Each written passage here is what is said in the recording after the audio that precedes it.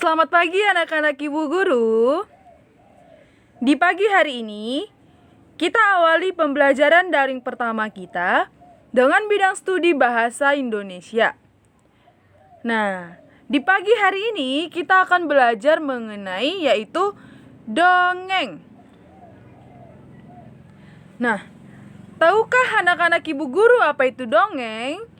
Iya, dongeng adalah cerita hayalan atau cerita yang tidak benar-benar terjadi. Nah, kemudian ciri-ciri dari dongeng yaitu yang pertama, dongeng diceritakan dengan alur yang sederhana. Yang kedua, karakter tokohnya tidak diceritakan secara rinci.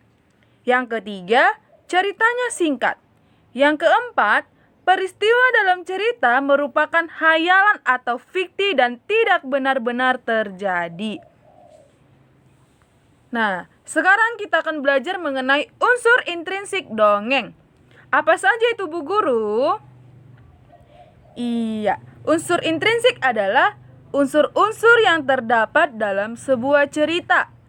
Nah, unsur-unsur intrinsik dongeng yaitu yang pertama ada tema, yang kedua latar, yang ketiga alur, yang keempat tokoh, yang kelima watak atau sifat tokoh, yang keenam amanat atau pesan.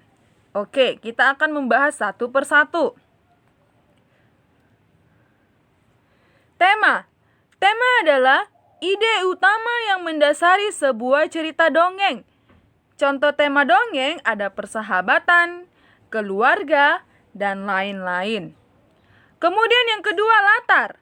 Latar adalah keterangan mengenai waktu, tempat, dan suasana dalam sebuah cerita dongeng.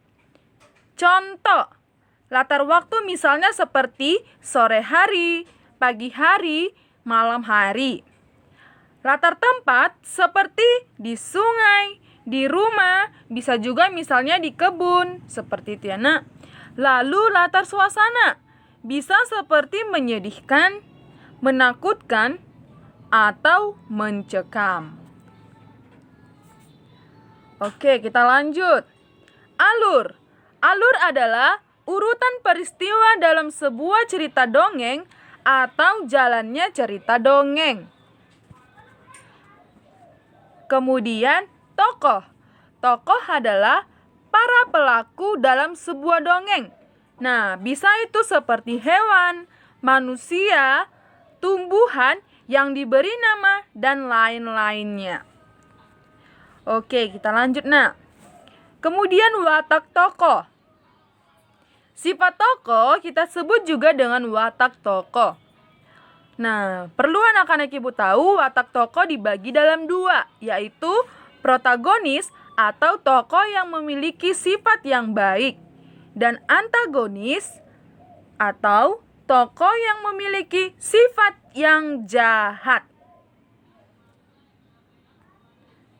Kemudian amanat. Amanat adalah pesan moral yang ingin disampaikan oleh penulis kepada pembaca atau pelajaran yang dapat kita ambil dari sebuah cerita dongeng. Nah, itu dia unsur-unsur intrinsik yang terdapat dalam dongeng. Oke, sekarang hal-hal yang perlu diperhatikan dalam membaca teks dongeng. Apa saja itu? Yang pertama, lafal atau pengucapan kata. Nah, kita harus mengucapkan kata dengan tepat. Kemudian, menggunakan frasa yang tepat, bukan kata demi kata.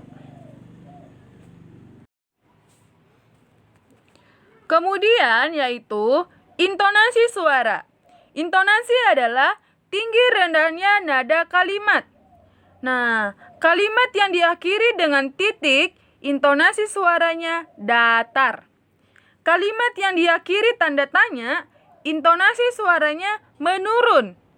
Kalimat yang diakhiri tanda seru, intonasi suaranya agak naik. Ini perlu diperhatikan ya nak.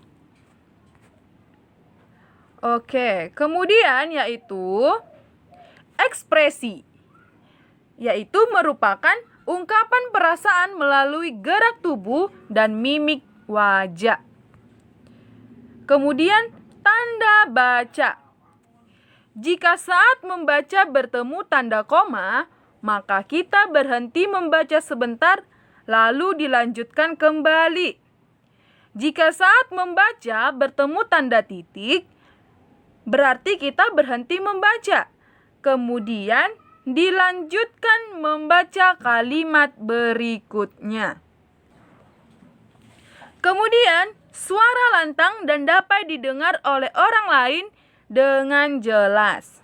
Nah, itulah dia hal-hal yang perlu kita perhatikan saat membaca teks dongeng.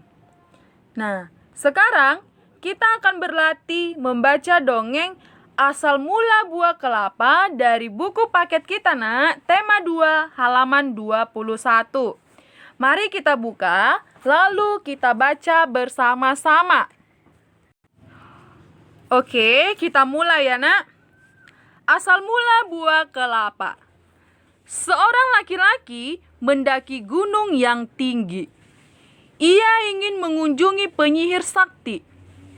Penyihir sakti mempersilakan laki-laki itu masuk ke pondoknya. Wahai penyihir sakti, ada sesuatu yang ingin kumohon darimu, kata laki-laki itu sambil menunduk dengan hormat. Aku ingin diberi sesuatu olehmu, agar aku menjadi seseorang yang sangat berguna bagi setiap orang.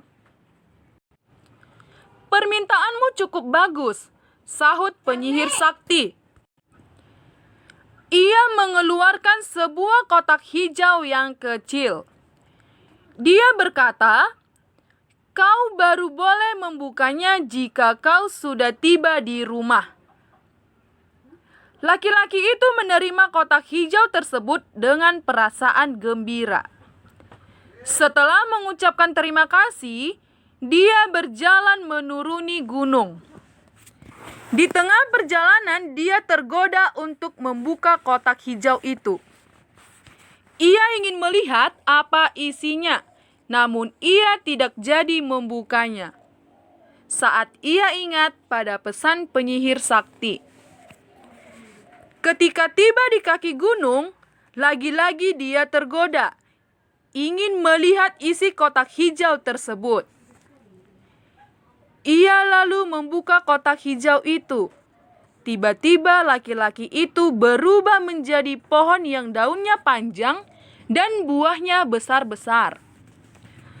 Terdengar suara penyihir sakti dari puncak gunung. Karena kau tak mematuhi kata-kataku, kau berubah menjadi pohon kelapa. Namun, permohonanmu tetap terkabul. Kau sangat berguna. Tiap bagian darimu berguna bagi manusia. Daunmu, buahmu, dan batangmu dapat dimanfaatkan manusia. Sejak saat itu, pohon kelapa cepat berkembang biak, sehingga bisa dijumpai di mana-mana. Orang menghargai pohon kelapa karena banyak gunanya. Nah, sekian dongeng asal mula buah kelapa. Oke. Nah, setelah mendengarkan materi hari ini, tugas kita menulis penjelasan materi dongeng ke buku tulis dengan rapi dan gunakan tulisan tegak bersambung. Nah, dongeng mengenai asal mula buah kelapa tidak perlu ditulis di bukunya ya, Nak. Yang perlu ditulis yaitu penjelasan materi. Setelah ditulis, dikirim ke ibu guru melalui WA pribadi ibu guru. Apabila ada pertanyaan, silakan menanyakan langsung kepada ibu guru. Nah, baiklah. Sekian materi kita hari ini. Salam sehat untuk kita semua.